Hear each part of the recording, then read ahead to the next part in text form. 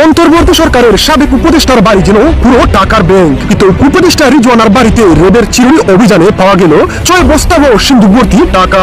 রিজওয়ানা হাসানের নামে অন্তত 8টা অভিযোগ পর্যন্ত জমা পড়েছে। সেই 8টা অভিযোগের মধ্যে অন্যতম হচ্ছে পরিবেশ অধিদপ্তরে একাধিক প্রকল্প তিনি আত্মসাৎ করেছেন, অন্য সম্পত্তি জোর করে দখল করার অভিযোগ আছে। স্থায়ী ক্ষমতা হারিয়ে দেশ থেকে পালাতে বাধ্য হয়েছিলেন, আর ঠিক সেরকমই একটি কথা বলে এবার গ্রেফতার এবং বিচারের মুখোমুখি হতে যাচ্ছেন সাবেক পরিবেশ। প্রথমেই যেই ভিডিও ক্লিপগুলো আপনারা দেখেছেন সেগুলোর সম্পূর্ণ ভিডিও আপনাদেরকে দেখাবো। তার আগে ছোট করে একটি অনুরোধ, আপনারা যদি এই ধরনের রাজনৈতিক ভিডিওগুলো দেখতে পছন্দ করে থাকেন অবশ্যই চ্যানেলটি সাবস্ক্রাইব করে বেল আইকনটি অল করে দিবেন। চলুন দর্শক, একটি লাইক দিয়ে একে একে সেই ভিডিওগুলো দেখে আসি। দেখে বোঝার উপায় নেই কোটি কোটি টাকা রয়েছে কক্ষগুলিতে, সিন্ধুক ভর্তি টাকা আর টাকা। এ যেন টাকা রাখার গুদামঘর, অর্থভাণ্ডার।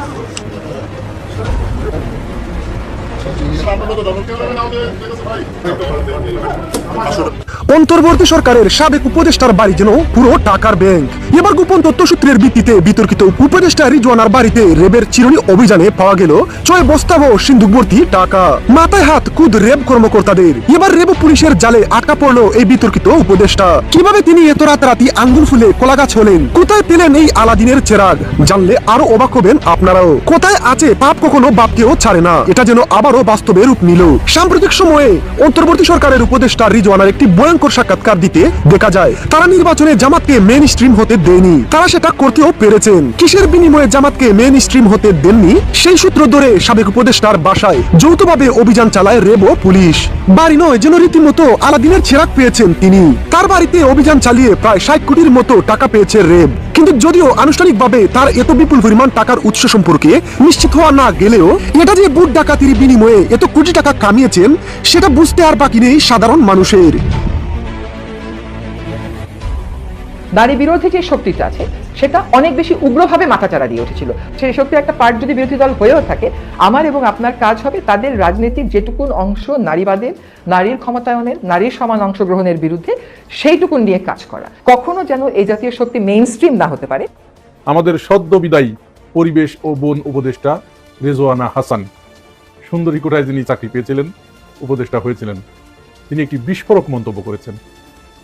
নির্বাচনের দিন রাত 12টার পর থেকে জামাত ইসলাম এবং এনসিপি সহ 11 দলীয় জোট তারা বারবার এই কথাটা বলার চেষ্টা করে আসছে যে এই নির্বাচনে বিশাল রকমের একটা সূক্ষ্ম কারচুপি হয়েছে এবং এটা এমন ইঞ্জিনিয়ারিং হয়েছে যে শেখ হাসিনার ইঞ্জিনিয়ারিং ধরতে কিন্তু প্রায় বছর 2-3 সময় লেগে গিয়েছিল। কিন্তু বিএনপি তো আসলে সব জায়গায় কাঁচা, তারা এমন নাটক সাজায়, আমরা এর আগেও দেখেছি তারা যে নাটকগুলো সাজিয়েছে সে নাটকগুলো 1-2-3 ঘন্টার ভিতরেই সেটি মাঠে মারা গেছে, ফাঁস হয়ে গেছে। এবারও তাই আমরা যারা এদেশের সচেতন নাগরিক, যারা নির্বাচনের দিন 12 ফেব্রুয়ারি সারা রাত টিভি সেটের সামনে বসেছিলাম, বিশেষ করে ভোট গ্রহণ শেষ হবার পরে গণনা যখন শুরু হলো তখন থেকে রাত 8টা পর্যন্ত আমরা একরকম চিত্র, সর্বশেষ যেটি দেখলাম বিভিন্ন মাধ্যমে অনলাইন যে প্ল্যাটফর্মগুলো আছে, এমনকি বিবিসির ওইখানেও জামাত ইসলাম 84, বিএনপি 77, হঠাৎ করে সমস্ত কিছু স্তব্ধ হয়ে গেল। এরপরে 3-4 ঘন্টা পরে এমন ভাবে আসা শুরু হলো, আস্তে আস্তে শেষ পর্যন্ত বিএনপি 209, জামাত ইসলাম 68 এইখানে গিয়ে ঠেকলো। তো এদেশের সাধারণ নাগরিক যারা, এরা তো এখন আর বোকা নেই, এরা প্রত্যেকেই এখন, প্রত্যেকের হাতে এখন মিডিয়া। এই মিডিয়া থাকার কারণে প্রত্যেকেই আগে ভাগে সবকিছু জেনে গিয়েছিল। এরপরে জামাত আমিরকে প্রশ্ন করলো খালিদ মহিউদ্দিন যে আপনারা এই যে কারচুপির অভিযোগ আনলেন এটি কিভাবে? জামাত আমির দেখুন কি জবাব দিয়েছিলেন। তার সেই জবাব আজ কিভাবে অক্ষরে অক্ষরে কেউ যদি চুরি করে বা কেউ যদি কোনো অপরাধ করে, পাপ করে, এই পাপ যে কোনো ভাবে তার অবচেতন মনে, তার অ্যাবসার্ড মাইন্ডে যে কোনো সময় তার মুখ দিয়ে বের হয়ে যায়। এটা আল্লাহ পাকের ইচ্ছা এবং এটা প্রকৃতির বিধান অনুযায়ী এটি হয়ে থাকে। আল্লাহ এইভাবেই অপরাধীকে পাকড়াও করান। না হলে এই যে যারা মানুষ হত্যা করে এরা ধরা পড়ে কিভাবে?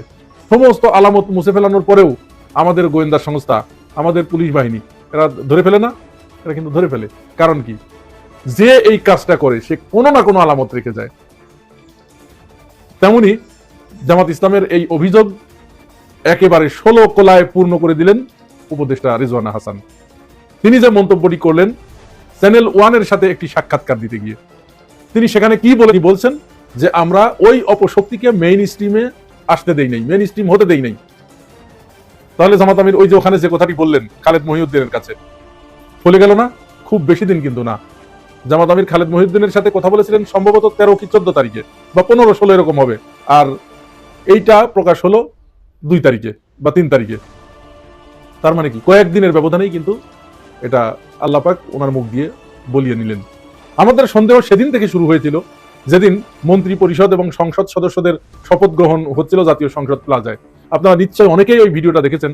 আমি আজকে আবার খোঁজার চেষ্টা করলাম, সরিয়ে ফেলেছে কিনা জানি না, যদি কেউ পেয়ে থাকেন তাহলে মন্তব্যে দিয়ে দিবেন। ওই দিন শপথ গ্রহণ অনুষ্ঠানে রেজওয়ানা হাসান দাঁড়িয়ে আছে, তার পাশ দিয়ে বিএনপির একজন নেতা যাচ্ছে।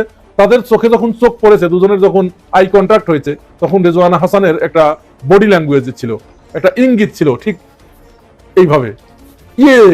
যখন মানুষ কোনো কিছু করে সফল হয়, তার পরিকল্পনা যখন বাস্তবায়ন হয়ে যায়, তখন কিন্তু মানুষ এইভাবে মানে উল্লাস করে ঠিক রেজওয়ানা হাসানকে আমরা এরকম একটি ভিডিও দেখেছি। ওই দিনই আমাদের সন্দেহ হয়েছিল যে তিনি কেন একজন উপদেষ্টা এরকম কেন করলেন। তার মানে কি তিনি কারোর সাথে কোনো দেন দরবার করে কোনো কিছু বাস্তবায়ন করেছে, কারোর সাথে কোনো প্রতিশ্রুতি বাস্তবায়ন করে দিয়েছে? ঠিক তার সেই বডি ল্যাঙ্গুয়েজ, তার সেই গেস্টার পোস্টার, এই আজকে যে ভিডিওটি বেশি ভাইরাল হলো সেখানে পরিষ্কার হয়ে গেল। এটা হওয়া দরকার ছিল। এই সাক্ষাৎকারটা কিন্তু আরো 3 দিন আগে দিয়েছে। জামাত ইসলামের উচিত ছিল আরো আগে এই বিষয়টা সামনে আনা, কিন্তু জামাত ইসলামের কথা আর কি বলবো, তাদের কথা তো আর বলে শেষ করার নেই। এরা প্রতিটা ক্ষেত্রে আল্লাহ এবং আল্লাহর রসুলকে দোহাই দিয়ে এরা বসে থাকে, অথচ আল্লাহর রসুলের হাদিস কি উট আগে বানতে হবে, তারপরে ভরসা করতে হবে। কিন্তু এরা প্রত্যেকটা বিষয়ে আল্লাহ এবং আল্লাহ রসুলের উপর ছেড়ে দেয়। তো আল্লাহ এবং আল্লাহ রসুল তো স্বয়ং এখানে এসে কোনো কাজ করে দেবে না ভাই। এরা রাজনীতিতে এরা এখনো শিশু। বিরোধী দলের মাইরের চোটে সরকারি দল সবসময় তটস্থ থাকবে যে কোন পথ দিয়ে মারলো, কোন পথ দিয়ে মারলো। কিন্তু তারা তো একেবারে সুবোধ বালকের মতো ভাজা মাছখানা উল্টে খেতে জানে না, এরকম অবস্থা আর কি। যাই হোক, তারপরেও দেরিতে হলেও তারা একটা সংবাদ সম্মেলন করেছে এবং ডক্টর আব্দুল্লাহ মোহাম্মদ তাহের তিনি বলেছেন যে রেজওয়ানা হাসান তিনি রাজ সাক্ষী। এখন আমার আলাপটা আর একটু ভিন্ন জায়গায় আমি করি। এটা তো গেল, তো ফাঁস হলোই, প্রমাণ হয়ে গেল। এখন রেজওয়ানা হাসান বিএনপিকে অত্যাধিক ভালোবাসতে গিয়ে, বিএনপির প্রতি অত্যাধিক দরদ দেখাতে গিয়ে, তাদের আস্থাভাজন হতে গিয়ে তিনি যে কথাটি বললেন, এটি কি এই সুবিধাটা কি জামাতকে এনে দিল নাকি বিএনপিকে বিপদে ফেললো? প্রশ্ন আসে না? রাজনৈতিক বিশ্লেষকরা মনে করছেন এর দ্বারা বিএনপি সবচেয়ে বেশি ক্ষতিগ্রস্ত হলো। কারণ একে তো বিরোধী দলের অভিযোগ যে নির্বাচনে ব্যাপক কারচুপি হয়েছে, অন্তত 53টা সিটে তাদেরকে স্পষ্টভাবেই হারিয়ে দেওয়া হয়েছে, এর প্রমাণ তাদের কাছে আছে। এরপরে আবার এরকম একটি বক্তব্য আসলো স্বয়ং উপদেষ্টাদের পক্ষ থেকে। তো এখন তারই সেই কথার পুনরাবৃত্তি ঘটলো এবং সত্যতা প্রমাণ করলো রেজওয়ানা হাসান। এখন বিএনপি কি করবে? এই অভিযোগ বিএনপি কি করে খণ্ডাবে? এখন বিএনপির সামনে কিন্তু 2টা পথ খোলা। বিএনপি যে জনগণের ভোটে নির্বাচিত হয়েছে এটা তাদের এখন প্রমাণ করতে হবে। এটা যদি তারা প্রমাণ না করতে পারে তাহলে কিন্তু জামাত যে প্রচারণা চালাচ্ছে বা আমরা সাধারণ মানুষ যেটা ভাবছি এটা কিন্তু প্রতিষ্ঠিত হয়ে যাবে এবং সারা জীবন তাদেরকে এই দুর্নাম বয়ে বেড়াতে হবে যে তারা সূক্ষ্ম নয়, প্রকাশ্য কারচুপির মাধ্যমে তারা ক্ষমতায় এসেছে এবং জনগণের ম্যান্ডেটে নয়, তারা একটা ঘুডুর মাধ্যমে, ঘুডু সরকার নাম হয়ে যাবে, ঘুডু সরকার। এই ঘুডু সরকার, শেখ হাসিনার যেমন নাম হয়েছে আমিডামির সরকার, রাতের ভোটের সরকার, বিনা প্রতিদ্বন্দ্বিতার সরকার। 3টা নাম, কিন্তু 3টা নির্বাচন হয়েছে, একটা আমিডামি, একটা রাতের ভোট, একটা বিনা প্রতিদ্বন্দ্বিতা। তো তাহলে বিএনপিরও কিন্তু এরকম একটা নাম হয়ে যাবে, ঘুডু সরকার। এখন ঘুডু সরকার নাম যদি বিএনপির হয়ে যায়, কিয়ামত পর্যন্ত তারা তাদের এই ব্যানার তাদের পিছন থেকে তুলতে পারবে না। এখন বিএনপির সামনে যে 2টি পথ তারা হয়, রেজওয়ানা হাসানের নামে মামলা করতে হবে যে তুমি এটা অসত্য বলেছ, প্রমাণ দাও। মামলা করতে হবে, মামলা করে রেজওয়ানা হাসানকে দোষী সাব্যস্ত করে এবং আদালতের মাধ্যমে এইটা প্রমাণ করাতে হবে যে তিনি যেটা বলেছেন সেটা অসত্য, তিনি তার মন গড়া কথা বলেছেন। এটি আদালতের মাধ্যমেই করতে হবে, কারণ এখন সবকিছুই তো আদালতের মাধ্যমেই হচ্ছে।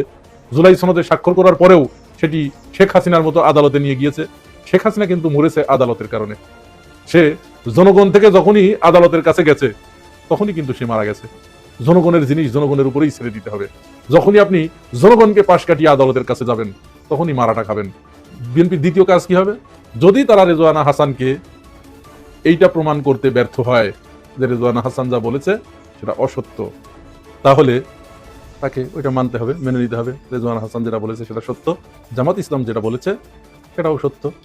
তখন কি হবে? আদালত এই সিদ্ধান্তে উপনীত হলো যে 13শ জাতীয় সংসদ নির্বাচনে বাংলাদেশ জাতীয়তাবাদী দল জনগণের রায়ের প্রতিফলনকে উল্টিয়ে দিয়ে একটি গুডুর মাধ্যমে তারা এই ভিডিওগুলো দেখছিলেন, এ সম্পর্কে আপনাদের কোনো মতামত থেকে থাকলে অবশ্যই কমেন্টে আপনাদের মন্তব্য লিখে পাঠাবেন। ভিডিও ভালো লাগলে চ্যানেলটি সাবস্ক্রাইব করে বেল আইকনটি অল করে দিতে ভুলবেন না। এবারের মতো এখানেই বিদায় নিচ্ছি, শীঘ্রই দেখা হবে নতুন কোনো ভিডিও নিয়ে। ততক্ষণ সকলে ভালো থাকুন, সুস্থ থাকুন। আসসালামু আলাইকুম ওয়া রাহমাতুল্লাহি ওয়া বারাকাতুহু।